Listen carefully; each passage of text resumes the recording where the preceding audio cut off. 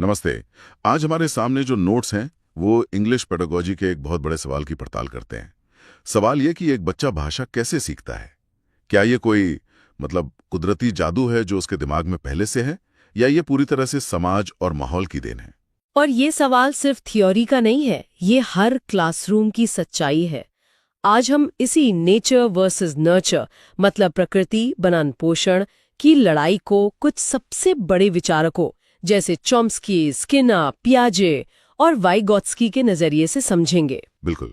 हमारा मकसद सिर्फ परिभाषाएं रटना नहीं, बल्कि इन सिद्धांतों के पीछे जो अहम मोमेंट्स हैं उनको पकड़ना है। तो चलिए शुरू करते हैं। तो सबसे पहले भाषा असल में है क्या? नोट्स कहते हैं कि ये विचारों को व्यक्त करने का एक सिस्टम है, लेकिन इसकी कुछ खासियतें बड़ी मजेदार हैं। हाँ, जैसे पहली खासियत है कि लैंग्वेज इज आर्बिट्ररी। इसका मतलब है कि शब्द और उसके मतलब के बीच कोई गहरा लॉजिकल कनेक्शन नहीं है। अच्छा। कुर्सी को कुर्सी इसलिए कहते हैं क्योंकि हम सब मान गए हैं, इसलिए नहीं कि कुर्सी शब्द में 4 पैर और एक पीठ छिपी हुई है। ये सिर्फ एक सामाजिक समझौता है। और ये डायनेमिक भी है, हमेशा बदलती रहती है। 20 साल पहले किसी को सेल्फी या रील्स का मतलब नहीं पता था। सही बात है। भाषा जिंदा होती है, वो समाज के साथ साथ विकसित होती है। और शायद सबसे कमाल की बात यह है कि ये क्रिएटिव है। हमारे पास कुछ हजार शब्द हैं, लेकिन हम उनसे करोड़ों नए वाक्य बना सकते हैं। ऐसे वाक्य भी जो शायद दुनिया में पहले कभी किसी ने बोले ही न हो। हाँ बिल्कुल। और इसी क्रिएटिविटी पर आगे चलकर चॉम्स्की और स्किनर की बहस टिकी है।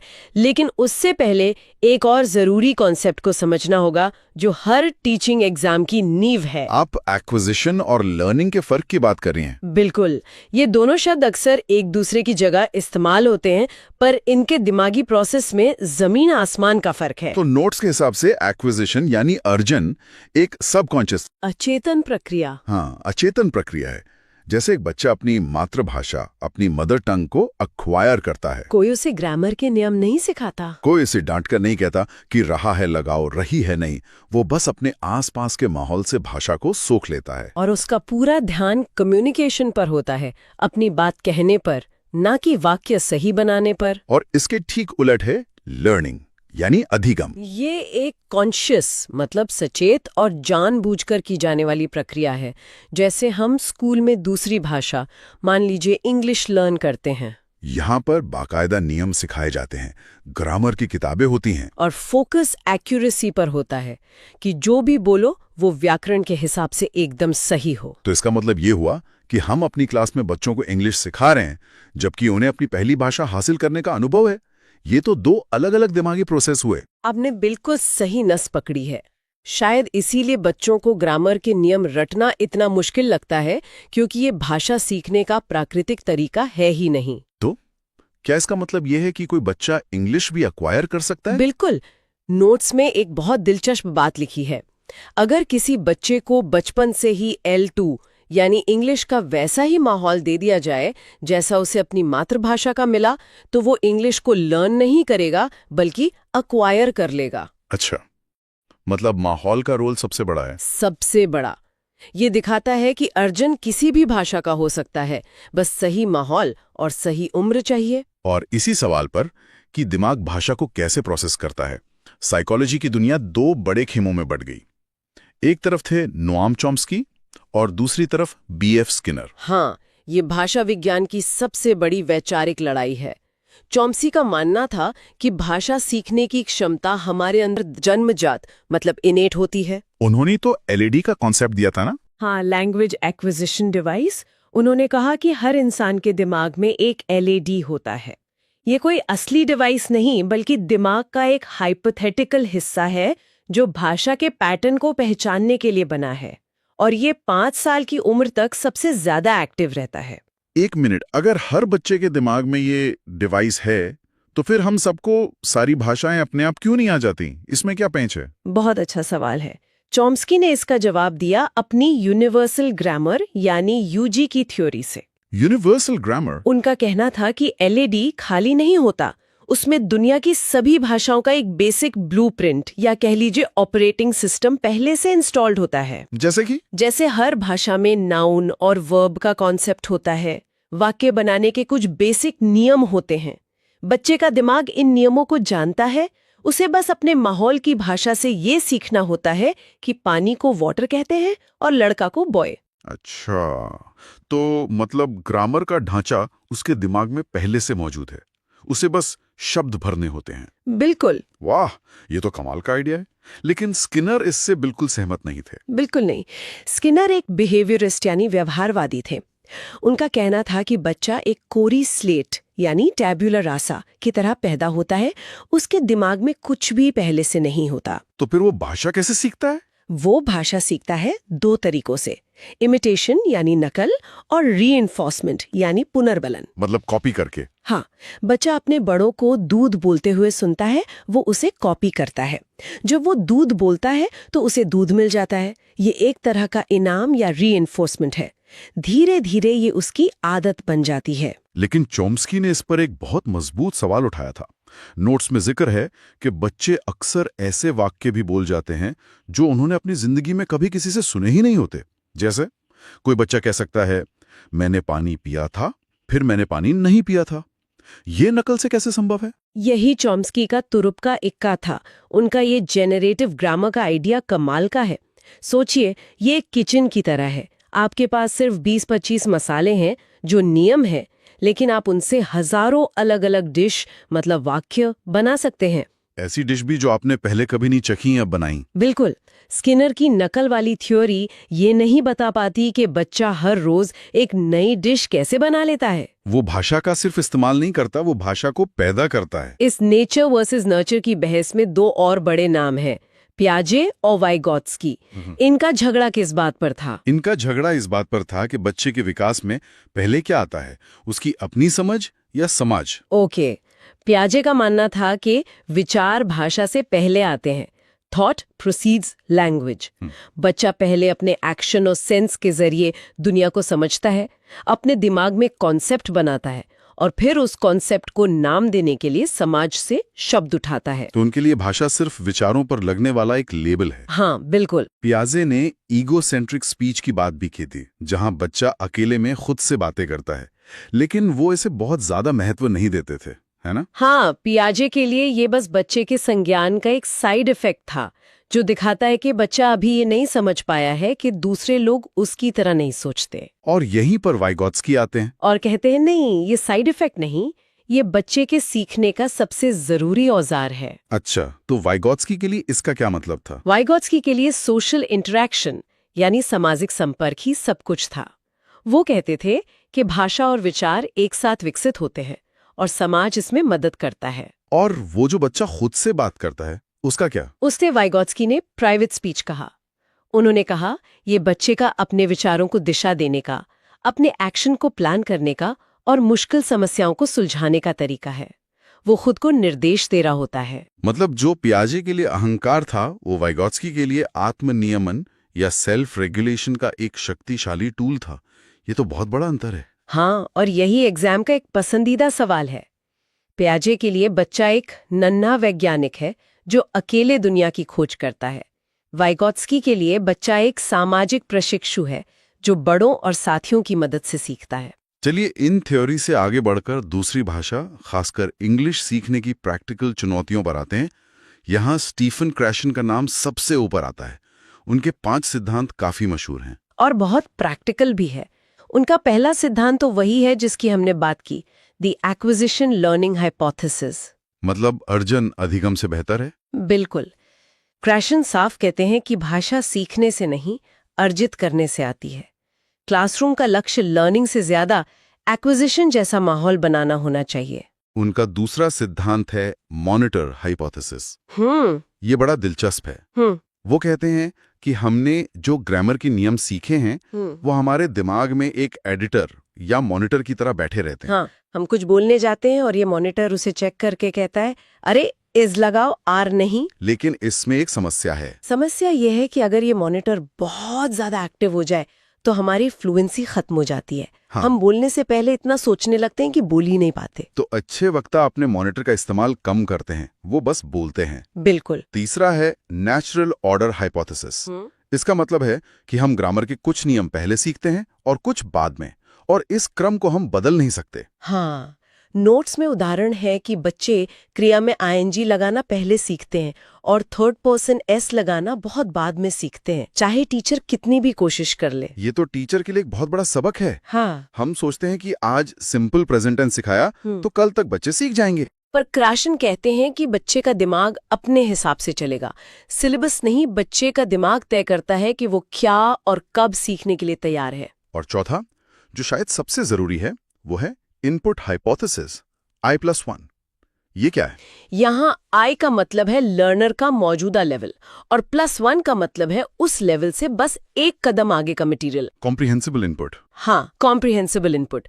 क्रैशन कहते हैं कि भाषा तब सीखी जाती है जब बच्चे को ऐसा इनपुट मिले जिससे वो काफी हद तक समझ सके, पर उसमें कुछ नई चीजें भी हों जो उसे चुनौती दें। मतलब अगर बच्चा सिर्फ दिस इज अ बॉल समझता है तो उसे this is a big red ball देना I+1 है। बिल्कुल, लेकिन उसे सीधे शेक्सपियर पढ़ाना बेकार है क्योंकि वो उसके लेवल से बहुत ज्यादा ऊपर है। और आखिरी सिद्धांत भावनाओं से जुड़ा है, अफेक्टिव फिल्टर हाइपोथेसिस। अरे वाह! तो क्रैशन कह रहे हैं कि अगर क्लास का माहौल डरावना है तो बच्चे का दिमाग ज्ञान के लिए दरवाजा ही बंद कर लेता। बिल्कुल, अफेक्टिव फिल्टर एक तरह की भावनात्मक दीवार है। अगर बच्चा डरा हुआ है, तनाव में है या उसे लग रहा है कि गलती करने पर उसकी बेइज्जती होगी, तो ये दीवार ऊपर उठ जाती है, जिसे हाई फिल्टर कहते हैं। और फिर जो भी कॉम्प्रिहेंसिबल इनपुट टीचर दे रहा है वो इस दीवार को पार करके दिमाग तक पहुंच ही नहीं पाता।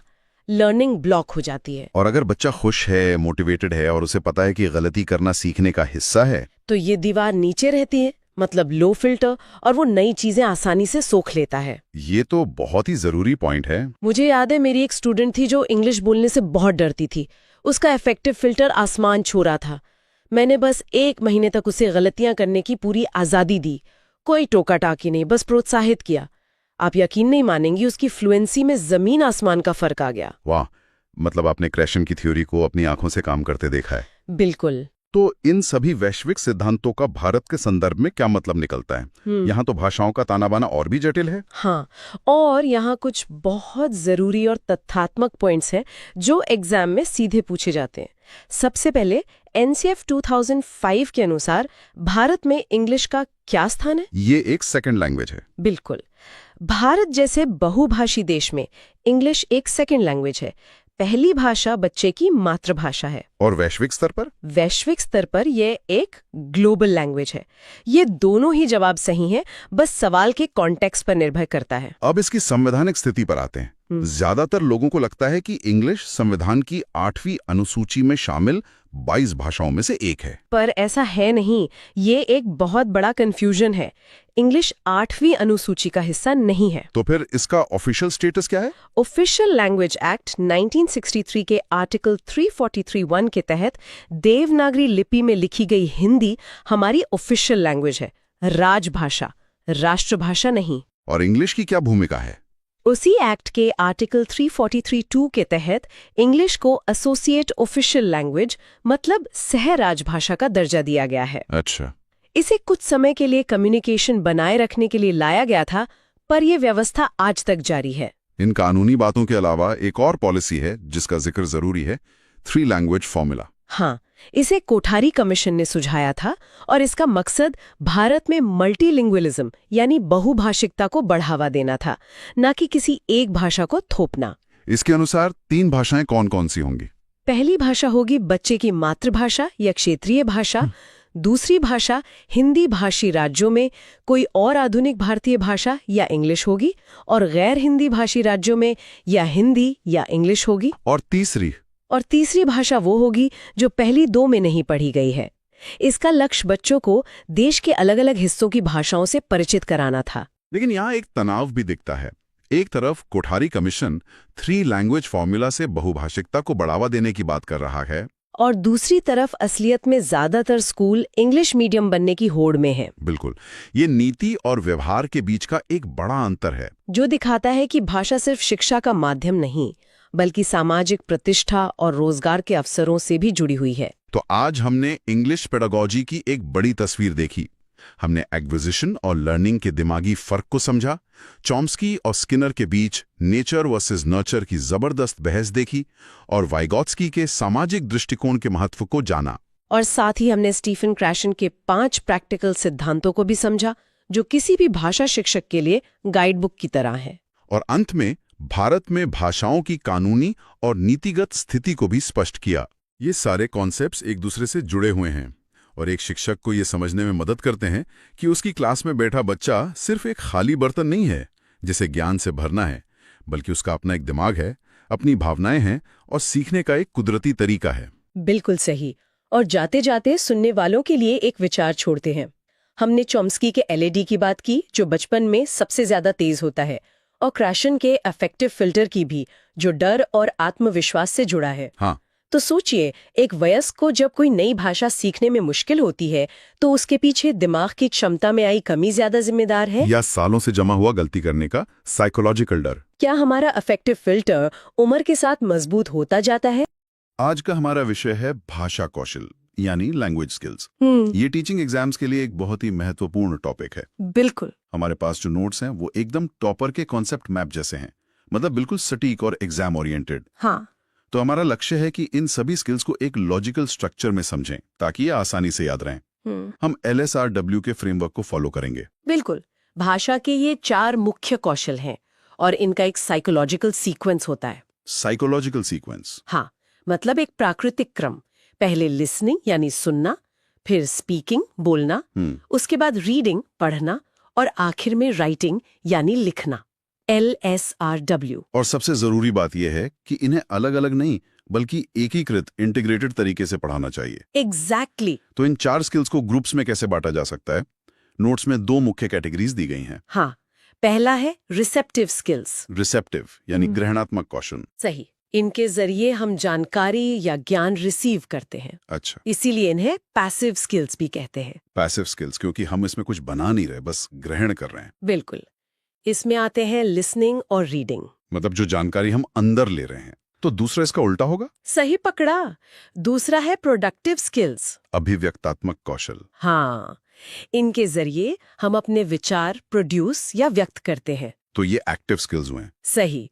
इन्हें एक्टिव स्किल्स, क्रिएटिव स्किल्स या एक्सप्रेसिव स्किल्स भी कहा जाता है।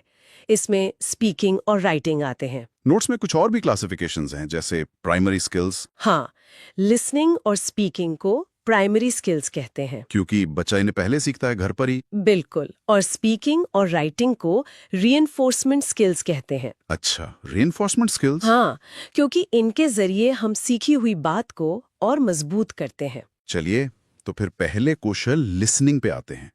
नोट्स में एक बहुत अच्छी लाइन है, listening is not just hearing. ये बहुत गहरी बात है। सुनने में तो एक जैसे ही लगते हैं। देखिए, हियरिंग तो सिर्फ कानों तक आवाज पहुंचना है, एक फिजिकल प्रोसेस। और लिसनिंग एक मेंटल प्रोसेस है, उस आवाज का अर्थ समझना। मतलब हियरिंग कानों से होती है, लिसनिंग दिमाग से। एग्जैक्टली। सुनने के भी कई प्रकार होते हैं जो एग्जाम में पूछे जा सकते हैं। जैसे डिस्क्रिमिनेटिव लिसनिंग, मतलब ध्वनियों में अंतर समझना, जैसे शिप और शीप में। अच्छा। फिर है कॉम्प्रहेंशन लिसनिंग, यानी अर्थ समझने के लिए सुनना, जो हम अभी कर रहे हैं। और अगर कोई गाना या कविता सुन रहे हैं मजे के लिए, तो वो हुआ अप्रिशिएटिव लिसनिंग, आनंद के लिए सुनना। और एक डॉक्टर जब मरीज को सुनता है, वो तो उसकी भावनाओं को भी समझता है। हाँ, उसे कहते हैं एम्पैथेटिक लिसनिंग। और आखिरी क्रिटिकल लिसनिंग, किसी के विचारों का विश्लेषण करना, जैसे एक डिबेट में। ये तो हुए प्रकार। लेकिन सुनने के अप्रोचेस के बारे में क्या? नोट्स में लिखा है कि ये सबसे महत्वपूर्ण है। हाँ, 2 मुख्य अप्रोचेस हैं। पहला है बॉटम अप अप्रोच, नीचे से ऊपर। सही। इसमें हम छोटी इकाई से बड़ी इकाई की तरफ जाते हैं। मतलब साउंड्स से वर्ड्स, फिर फ्रेजेस। हाँ, साउंड्स, वर्ड्स, फ्रेजेस, सेंटेंसेस और फिर जाकर मीनिंग। इसका कोई उदाहरण? जैसे डिक्टेशन लिखना, आप एक एक शब्द सुनकर पूरी बात लिखते हैं। हाँ। अच्छा। और दूसरा है टॉप डाउन अप्रोच, ये ऊपर से नीचे आता है। तो इसमें पहले मीनिंग समझ लेते हैं? बिल्कुल। इसमें हम पहले पूरे संदर्भ या सार को समझते हैं और फिर छोटी इकाइयों पर आते हैं। मतलब मीनिंग से पैराग्राफ्स, फिर सेंटेंसेस, फिर वर्ड्स। हाँ, जैसे किसी कहानी का अंत गेस करना या उसकी समरी बनाना। ठीक है, अब आते हैं स्पीकिंग पर। इसमें कुछ टेक्निकल टर्म्स हैं, जैसे फोनीम, इंटोनेशन और स्ट्रेस। हाँ, फोनिम यानी स्वनिम, भाषा की सबसे छोटी ध्वनि इकाई है। जैसे च, थ, प, बिल्कुल, इनका अकेले कोई मतलब नहीं, पर ये मतलब बदल सकते हैं। जैसे कैट और बैट में क और ब का फर्क। समझ गया। और इंटोनेशन? इंटोनेशन का मतलब है बोलते समय आवाज का उतार चढ़ाव, आपकी टोन। अच्छा, जैसे सवाल पूछते समय टोन ऊपर जाती है। हाँ, उसे राइजिंग टोन कहते हैं। और सामान्य वाक्य में टोन नीचे आती है, उसे फॉलिंग टोन कहते हैं। और स्ट्रेस? स्ट्रेस का मतलब है किसी खास शब्द या अक्षर पर जोर देना। इससे भी मतलब बदल जाता है। बहुत ज्यादा। अगर आप कहें आई वॉन्ट दैट पेन, तो मतलब है कि मुझे ही वो पेन चाहिए। और अगर कहें आई वॉन्ट दैट पेन? तो मतलब है कि वो वाला पेन चाहिए, ये वाला नहीं। एग्जैक्टली। एक और बड़ा सवाल आता है, फ्लुएंसी वर्सेस एक्यूरेसी, ज्यादा जरूरी क्या है? ये एक क्लासिक बहस है। फ्लुएंसी का मतलब है बिना रुके धारा प्रवाह बोलना। फोकस मीनिंग पर। हाँ, और एक्यूरेसी का मतलब है व्याकरण के हिसाब से सही बोलना। इसमें फोकस ग्रामर पर होता है। तो क्या ज्यादा जरूरी है? देखिए, दोनों ही जरूरी हैं, कॉन्टेक्स्ट पर डिपेंड करता है। बच्चों को सिखाते समय शुरुआत में फ्लुएंसी पर जोर देते हैं ताकि उनका आत्मविश्वास बढ़े। और बच्चों में स्पीकिंग स्किल डेवलप करने के लिए सबसे अच्छी गतिविधि? रोल प्ले, ये सबसे अच्छी गतिविधि मानी जाती है। ठीक है। अगला कौशल है रीडिंग। नोट्स कहते हैं reading is making meaning from print. सही। सिर्फ अक्षर पहचानना नहीं, बल्कि उनसे अर्थ निकालना। इसके भी तरीके होते हैं, लाउड और साइलेंट। हाँ, लाउड रीडिंग यानी जोर से बोलकर पढ़ना। ये छोटे बच्चों के लिए अच्छा है। हाँ, क्योंकि इससे उच्चारण, प्रोनाउंसिएशन सुधरता है। और साइलेंट रीडिंग?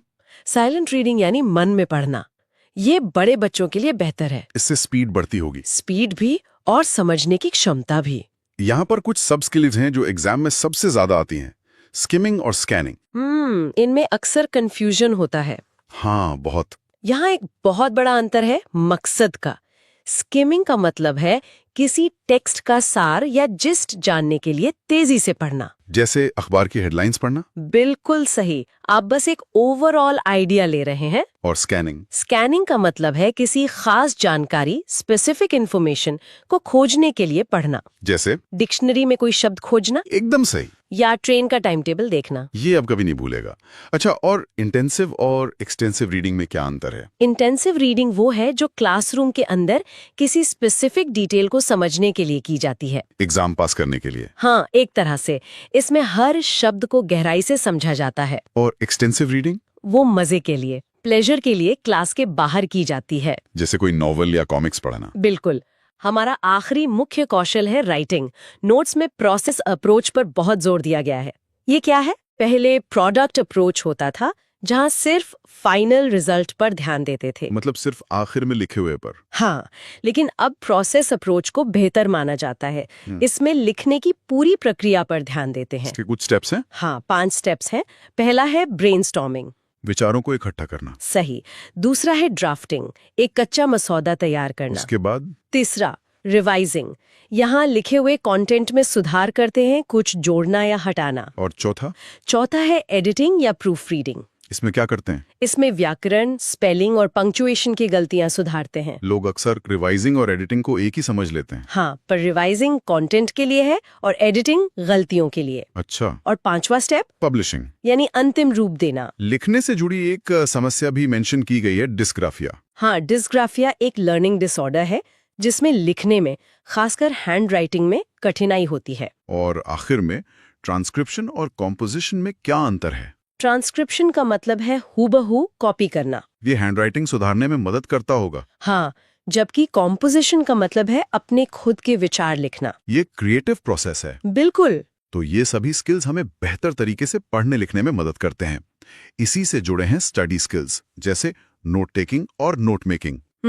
क्या ये दोनों एक ही हैं? नहीं, इनमें एक छोटा सा अंतर है। नोट टेकिंग वो है जो आप लेक्चर के दौरान साथ साथ मेन पॉइंट्स लिखते हैं। ये तो बहुत एक्टिव प्रोसेस हुआ, सुनना भी, समझना भी और लिखना भी। हाँ, जबकि नोट मेकिंग आप लेक्चर के बाद या कुछ पढ़ने के बाद अपनी समझ से नोट्स बनाते हैं, जिसमें आप माइंड मैप्स या चार्ट्स का भी इस्तेमाल कर सकते हैं। सही, वो ज्यादा ऑर्गेनाइज्ड होता है। तो आज हमने भाषा के 4 मुख्य कौशलों, लिसनिंग, स्पीकिंग, रीडिंग और राइटिंग को एक स्ट्रक्चर तरीके से समझा।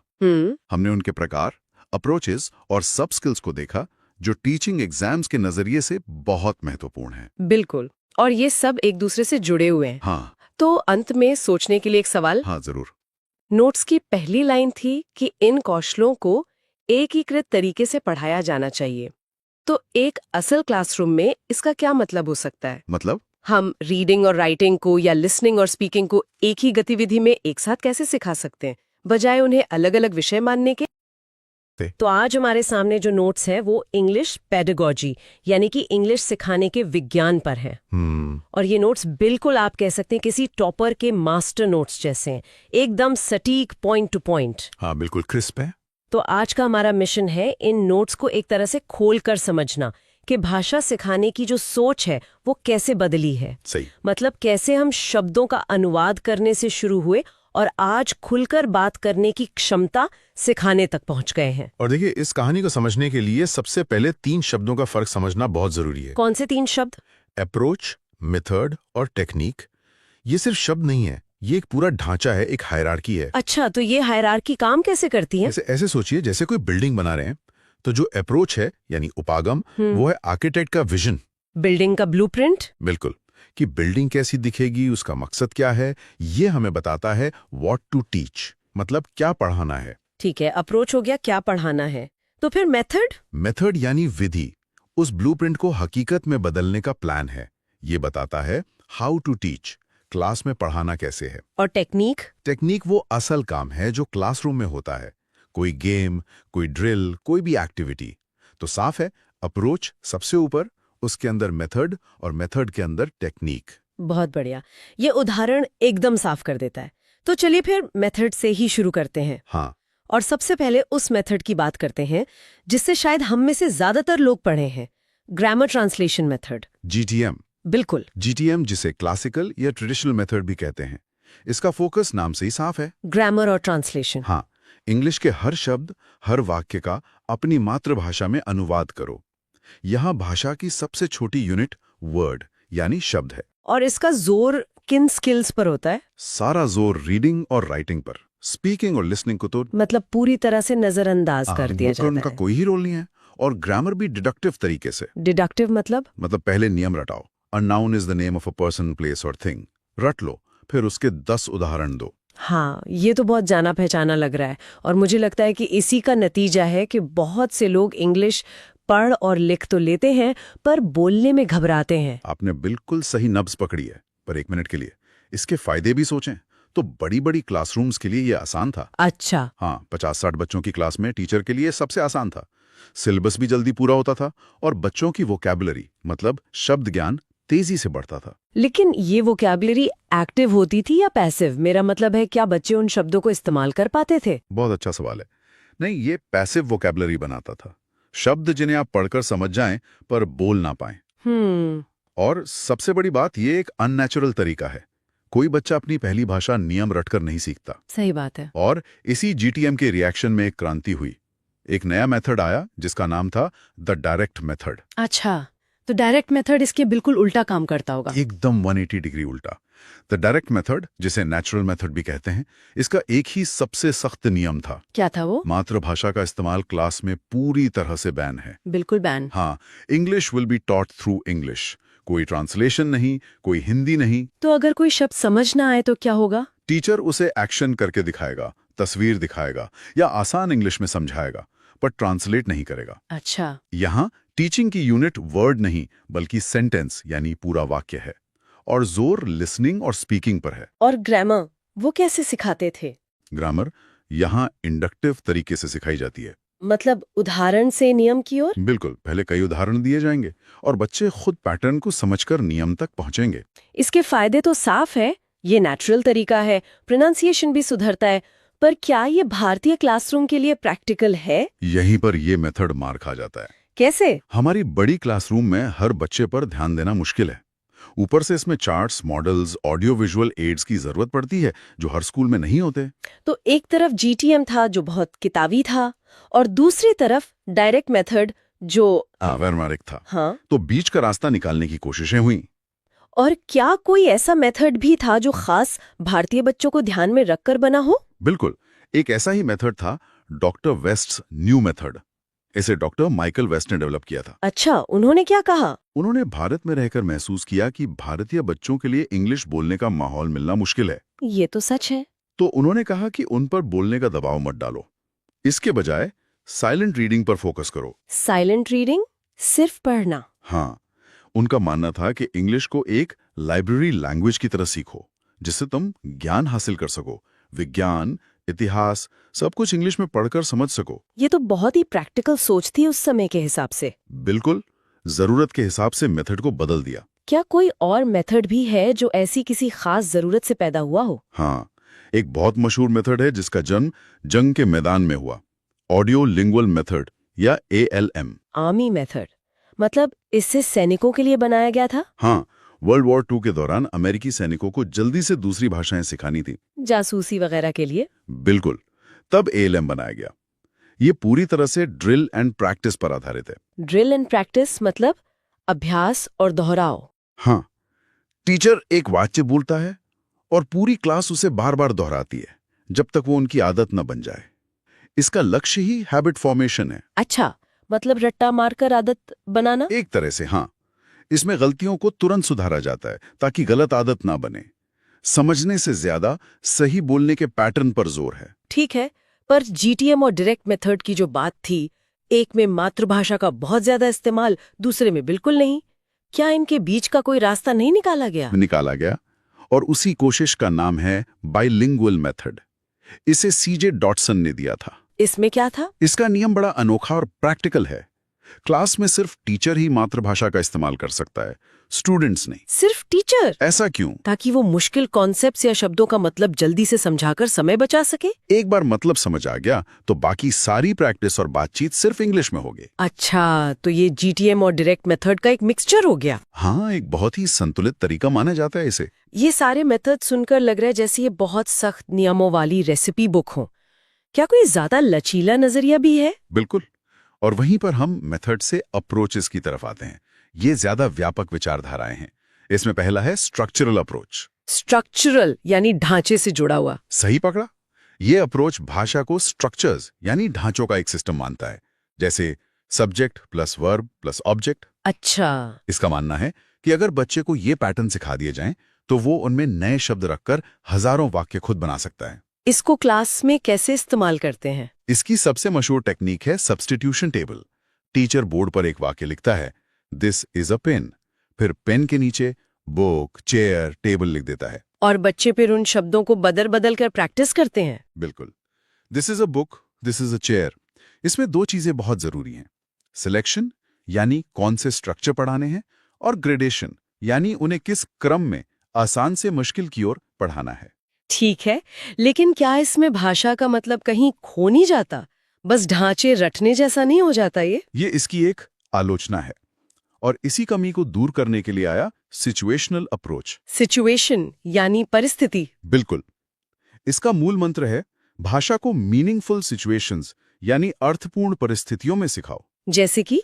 अगर टीचर को ओपनिंग द डोर सिखाना है, तो वो सच में दरवाजा खोलते हुए एक्शन करेगा और बोलेगा, I am opening the door.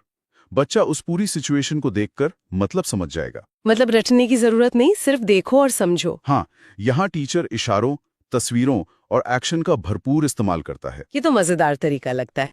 निश्चित रूप से। और अब हम उस अप्रोच पर आते हैं जिसे आज के समय में सबसे आधुनिक और जरूरी माना जाता है, कम्युनिकेटिव लैंग्वेज टीचिंग या CLT। कम्युनिकेटिव यानी बातचीत से जुड़ा हुआ। बिल्कुल। इसका एक ही लक्ष्य है, कम्युनिकेटिव कॉम्पिटेंस विकसित करना। कम्युनिकेटिव कॉम्पिटेंस का क्या मतलब है? इसका मतलब है भाषा का इस्तेमाल करके सफलतापूर्वक बातचीत करने की क्षमता। आपको ग्रामर के कितने नियम पता हैं, ये जरूरी नहीं। जरूरी ये है कि आप अपनी बात दूसरों को समझा पाते हैं या नहीं। अच्छा, तो मतलब GTM में आप ग्रामर टेस्ट में 100 में 100 ला सकते थे, पर शायद एक कप कॉफी ऑर्डर नहीं कर पाते। और CLT में शायद आप कॉफी ऑर्डर करते हुए कोई छोटी मोटी ग्रामर की गलती कर दें, लेकिन आपको कॉफी मिल जरूर जाएगी। क्या यही फर्क है? इससे बेहतर तरीके से इसे नहीं समझाया जा सकता। यही इसका सार है। तो इसमें गलतियों का क्या होता है? इसीलिए CLB में फ्लुएंसी को एक्यूरेसी से ज्यादा महत्व दिया जाता है। मतलब बच्चा बिना डरे धारा प्रवाह बोले। गलतियों को शुरुआत में नजरअंदाज किया जाता है ताकि उसका आत्मविश्वास ना टूटे। और इसमें टीचर का रोल क्या है? ये पूरी तरह से स्टूडेंट सेंटर्ड है। टीचर सिर्फ एक फैसिलिटेटर, एक सुविधादाता का काम करता है। तो क्या एक टीचर को किसी एक ही मेथड से बंद कर रहना चाहिए? मान लीजिए कोई CLT को बेस्ट मानता है, तो क्या उसे हमेशा वही यूज करना चाहिए? नहीं, और यहीं पर सबसे प्रैक्टिकल सोच आती है, जिसे कहते हैं एक्लेक्टिक अप्रोच। एक्लेक्टिक इसका मतलब है अलग अलग जगहों से अच्छी चीजें चुन लेना। ये टीचर को आजादी देता है कि वो जरूरत के हिसाब से अलग अलग मेथड्स और टेक्निक्स को मिक्स एंड मैच कर ले। मतलब एक ही क्लास में वो खिचड़ी बना सकता है। हाँ, एक स्वादिष्ट और पौष्टिक खिचड़ी। अच्छा, जैसे कोई मुश्किल ग्रामर पॉइंट समझाने के लिए बाइलिंगुअल मेथड यूज कर लिया, फिर बातचीत की प्रैक्टिस के लिए CLT का इस्तेमाल कर लिया। यह सबसे व्यावहारिक तरीका है। बिल्कुल सही। अब ग्रामर की बात करें तो इससे पढ़ाने के सही तरीके क्या हैं? आपने इंडक्टिव और डिडक्टिव का जिक्र किया था। हाँ, ग्रामर पढ़ाने के ये दो मुख्य रास्ते हैं। डिडक्टिव मेथड का फॉर्मूला है रूल टू एग्जाम्पल, नियम से उदाहरण की ओर। जो बड़ी क्लास के लिए ठीक है। हाँ, क्योंकि इससे समय बचता है, लेकिन ये रटने पर जोर देता है। और इंडक्टिव मेथड का फॉर्मूला है एग्जाम्पल टू रूल, उदाहरण से नियम की ओर। बिल्कुल। ये प्राइमरी क्लास के लिए बेस्ट है। इसमें बच्चा खुद ज्ञान का निर्माण करता है, उसे रटना नहीं पड़ता। ठीक है, एक और कंफ्यूजन रहता है, फॉर्मल ग्रामर और फंक्शनल ग्रामर में क्या फर्क है? ये बहुत जरूरी फर्क है। फॉर्मल ग्रामर का मतलब है ग्रामर के नियमों को एक अलग विषय की तरह पढ़ना, जैसे किताब का चैप्टर 5 एडजेक्टिव्स आज पढ़ेंगे। और फंक्शनल ग्रामर? फंक्शनल ग्रामर का मतलब है ग्रामर को उसके काम, उसके फंक्शन के जरिए संदर्भ में सीखना। जैसे कोई कहानी पढ़ रहे हैं और उसमें लाइन आए द ब्रेव सोल्जर, तो टीचर वहीं पर पूछेगा सोल्जर कैसा था? ब्रेव। हाँ, तब टीचर बताएगा कि ये ब्रेव शब्द सोल्जर की विशेषता बता रहा है, इसलिए ये एक एडजेक्टिव है। ग्रामर सिखाने का ये सबसे अच्छा तरीका है। बिल्कुल। और आखिर में वोकैबुलरी की बात कर लेते हैं। एक्टिव और पैसिव वोकैबुलरी, ये क्या होता है? देखिए, एक्टिव वोकैबुलरी हमारे उन दोस्तों की तरह है जिनसे हम रोज मिलते जुलते हैं। ये वो शब्द हैं जिन्हें हम बोलने और लिखने में आसानी से इस्तेमाल करते हैं। और पैसिव वोकैबुलरी? पैसिव वोकैबुलरी उन जानने वालों की तरह है जिन्हें हम देखकर पहचान तो लेते हैं, पर उनसे ज्यादा बात नहीं करते। अच्छा। ये वो शब्द हैं जिन्हें हम पढ़कर या सुनकर समझ तो जाते हैं, पर खुद इस्तेमाल नहीं करते। और एक अच्छे लर्नर का लक्ष्य यही होता है कि वो पैसिव को एक्टिव वोकैबुलरी में लाए। तो आज हमने इंग्लिश पढ़ाने के पूरे सफर को देखा। ये सफर ग्रामर ट्रांसलेशन मेथड की बंद दीवारों से शुरू हुआ और कम्युनिकेटिव लैंग्वेज टीचिंग यानी CLT के खुले मैदान तक पहुंच गया है, जहां मकसद सिर्फ एक है, बिना डरे अपनी बात कह पाना। बिल्कुल। तो इसका कुल मतलब यह है कि फोकस भाषा के बारे में जानने से हटकर भाषा का इस्तेमाल करना सिखाने पर आ गया है। नॉलेज से स्किल पर शिफ्ट हो गया है। बहुत खूब। तो सुनने वालों के लिए आज की अंतिम गहरी सोच क्या होगी? मैं एक विचार छोड़ना चाहूंगा। इन नोट्स में सभी मेथड्स और अप्रोच एक टूल बॉक्स में रखे औजारों की तरह बताए गए हैं। लेकिन एक अच्छे टीचर की असली चुनौती सिर्फ इन औजारों को पहचानना नहीं है। असली चुनौती ये तय करने में है कि किस स्टूडेंट के लिए, किस समय पर और किस टॉपिक के लिए कौन सा औजार सबसे असरदार होगा। असली कला इसी कब, क्यों और कैसे में छिपी है। आज हम शिक्षा और मनोविज्ञान की दुनिया में उतर रहे हैं।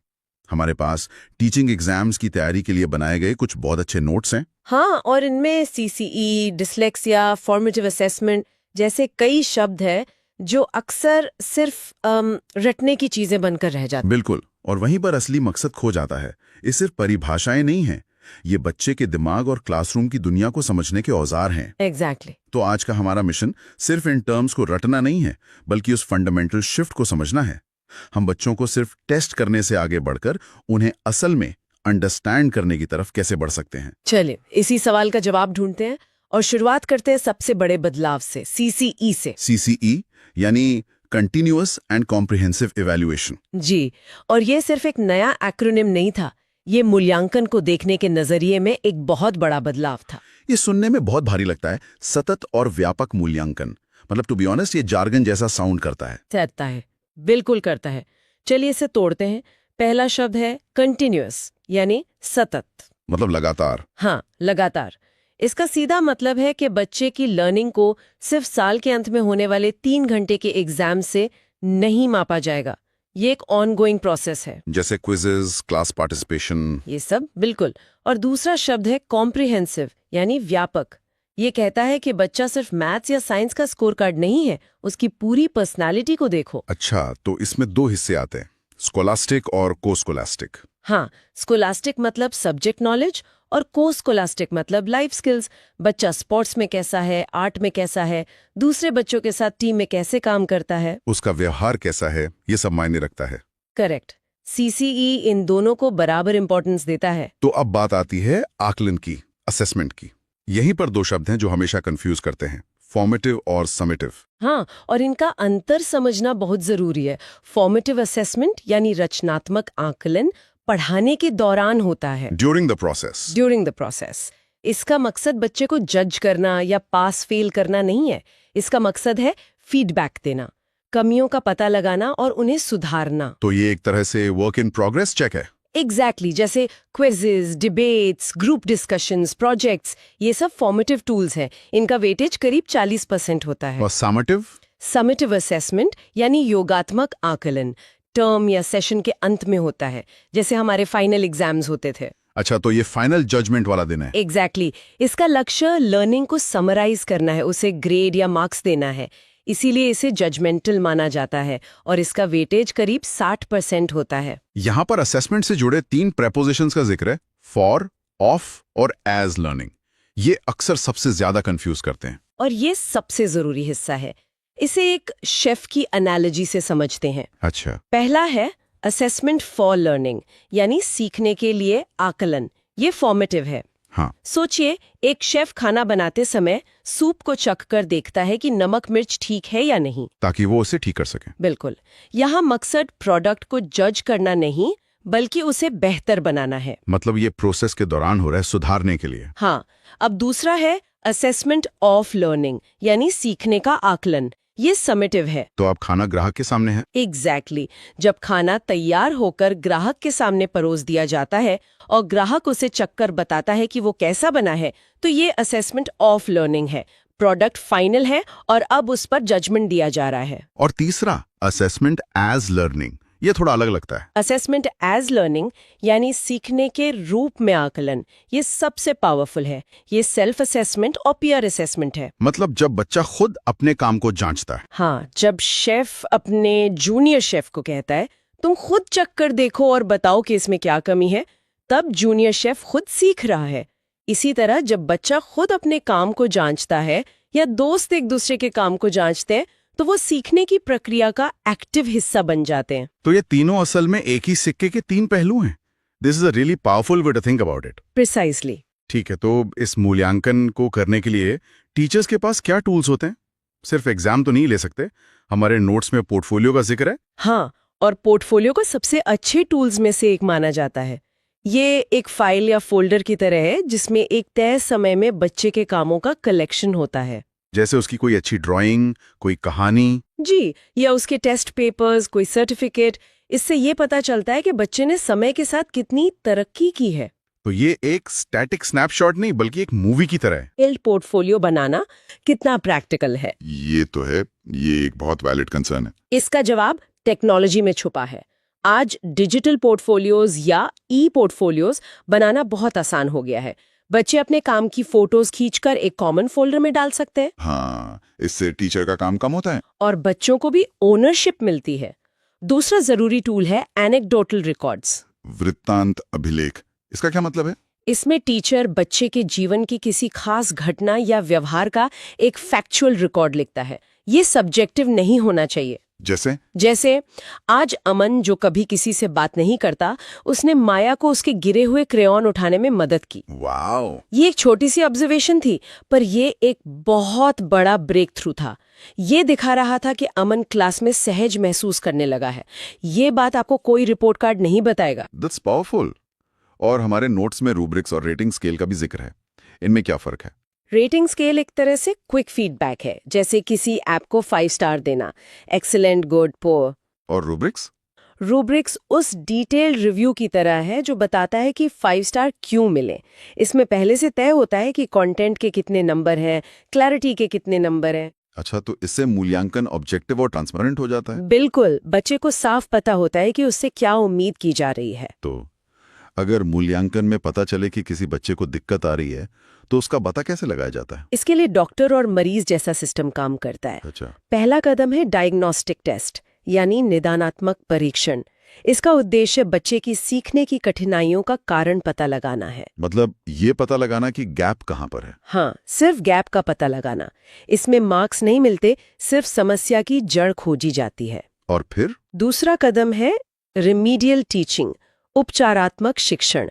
डायग्नोस्टिक टेस्ट में मिली कमियों को दूर करने के लिए इसमें टीचर उसी टॉपिक को दोबारा लेकिन एक नए तरीके से पढ़ाता है। तो इसका पूरा साइकिल बनता है, टीच, टेस्ट, डायग्नोस, फिर रिमीडियल टीच और फिर रीटेस्ट। ये साइकिल तब काम करता है जब बच्चे को कॉन्सेप्ट समझने में कोई गैप हो। लेकिन क्या हो अगर दिक्कत कॉन्सेप्ट में नहीं बल्कि बच्चे के दिमाग के इंफॉर्मेशन प्रोसेस करने के तरीके में ही हो? यहां पर हम लर्निंग डिसेबिलिटीज पर आते हैं। बिल्कुल। और सबसे पहली बात जो हमें समझनी है, लर्निंग डिसेबिलिटीज बीमारियां नहीं है। ये बच्चे के आलसी या कमजोर होने की निशानी नहीं है। ये दिमाग की वायरिंग में थोड़ा अंतर है। जी, जिसकी वजह से जानकारी को प्रोसेस करने का तरीका अलग हो जाता है। ये बच्चे की इंटेलिजेंस का पैमाना बिल्कुल नहीं है। सबसे कॉमन कौन सी है? शायद डिस्लेक्सिया। फिल्म तारे जमीन पर ने इसे घर घर तक पहुंचाया। हाँ, डिस्लेक्सिया सबसे आम है। ये एक रीडिंग डिसऑर्डर है, पठन विकार। इसमें बच्चे को अक्षर पहचानने, शब्दों को जोड़ने और पढ़ने में दिक्कत होती है। जैसे बी को डी पढ़ना या 100 को वॉज पढ़ना। बिल्कुल, या पढ़ते हुए शब्दों को छोड़ देना या बहुत धीरे धीरे पढ़ना। और ऐसा ही कुछ नंबर्स के लिए भी होता होगा? आपने बिल्कुल सही पकड़ा। उसे डिसकैल्कुलिया कहते हैं। कैलकुलिया शब्द कैलकुलेशन से आया है। ये एक मैथ्स डिसऑर्डर है। तो इसमें जोड़ने घटाने जैसी बेसिक चीजों में दिक्कत होती है। हाँ, बेसिक कैलकुलेशंस में भी बहुत दिक्कत होती है। समय देखने में, पैसों का हिसाब रखने में, इन सब में वो स्ट्रगल कर सकता है। और लिखने से जुड़ा हुआ वो है डिसग्राफिया। ग्राफ का मतलब ही लिखना होता है। ये एक राइटिंग डिसऑर्डर है।